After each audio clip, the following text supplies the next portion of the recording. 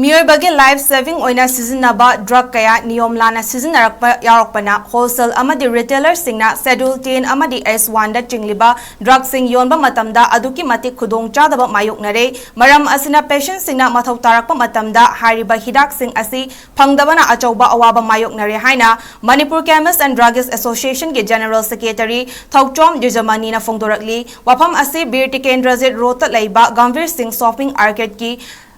ꯑꯍꯨꯝꯁꯨꯕ ꯐ꯭ꯂꯣꯔꯗ ꯂꯩꯕ ꯑꯦꯁꯣꯁꯤꯌꯦꯁꯟꯒꯤ ꯑꯣꯐꯤꯁꯇ ꯄꯥꯡꯊꯣꯛꯈꯤꯕ ꯄꯥꯎꯒꯤ ꯃꯤꯐꯝ ꯑꯃꯗ ꯋꯥꯐꯝ ꯑꯁꯤ ꯐꯣꯡꯗꯣꯛꯂꯗꯨꯅ ꯖꯃꯅꯤꯅ ꯍꯥꯏ ꯁꯦꯗ꯭ꯌꯨꯜ 10 ꯑꯃꯗꯤ ꯁꯦꯗ꯭ꯌꯨꯜ H1ꯅ ꯆꯤꯡꯕ ꯍꯤꯗꯥꯛ ꯃꯈꯜꯁꯤꯡ ꯄꯦꯁꯦꯟꯠꯁꯤꯡꯅ ꯑꯔꯨꯕ ꯐꯤꯚꯝꯗ ꯂꯥꯛꯄ ꯃꯇꯝꯗ ꯁꯤꯖꯤꯟꯅꯗꯕ ꯌꯥꯗꯦ꯫ ꯑꯁꯤꯒꯨꯝꯕ ꯂꯥꯏꯐ ꯁꯦꯚꯤꯡ ꯗ꯭ꯔꯒꯁꯤꯡ ꯑꯁꯤ ꯅꯤꯌꯣꯝ ꯂꯥꯟꯅ ꯁꯤꯖꯤꯟꯅꯕ ꯃꯤꯑꯣꯏ ꯈꯔꯅ ꯃꯔꯝ ꯑꯣꯏꯔꯒ ꯍꯣꯜꯁꯦꯜ ꯇꯧꯔꯤꯕ ꯑꯃꯗꯤ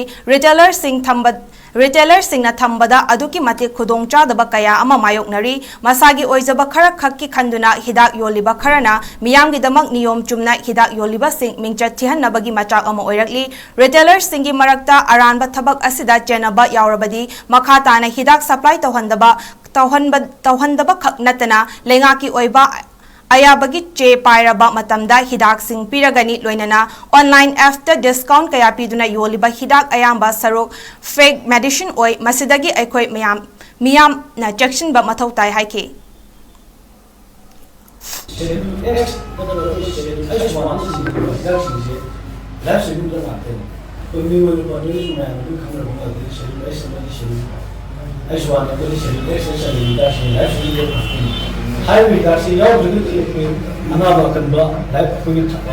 last stage any invalid patient chada ya da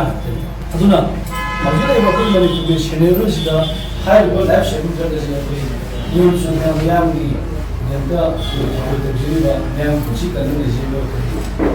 ko se ne retailers nakana mo dana ko na ko se na ko retailers na thambo kinare nakana mo dana ko high level reduction reduction में season अब हमारे market में लोग क्या cell लगा वो seller retailer एक बहुत होते हैं जब पार्टी में चल के जब मैं सीजन आने वाले दिन वो मैं सीजन दिन में काम करूँ वो हाई लेकर सीजन फ्री के लिए वो जरूर विशेष है हम शुरू लाइसेंस पाइसे लगा शेड्यूल की मैं मनुष्य संबंध लाइसेंस पाइसे लिबा वो शेड्यूल रिटेलर को मैं हाई वाले को और भी उसे लेकर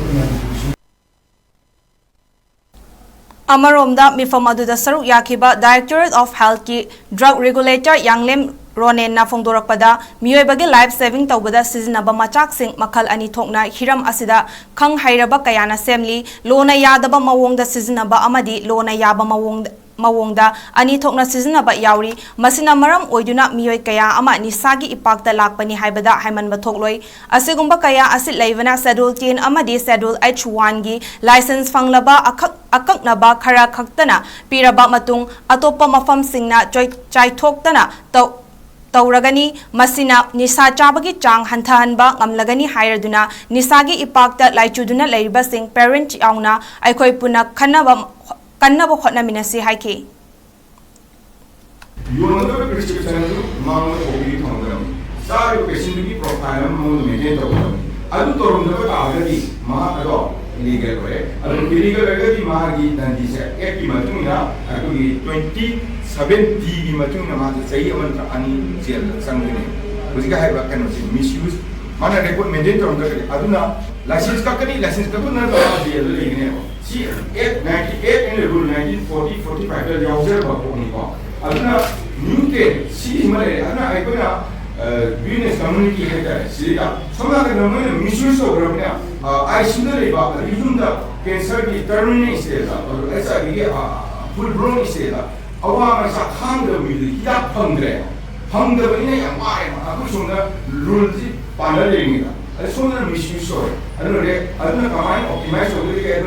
couldn't do I feel the business community there, you can go to Masi, rules in Apu, drug quality, Lapium, then the swing from any iron river. And if I know what they are not now, Kana Makarana, by Shagi interest, molecule Karamuna Pamakara, Heather Juala, showcase establish business, it is not letter, that was not letter, later, I really phone call the Dilio, to go in almost black there.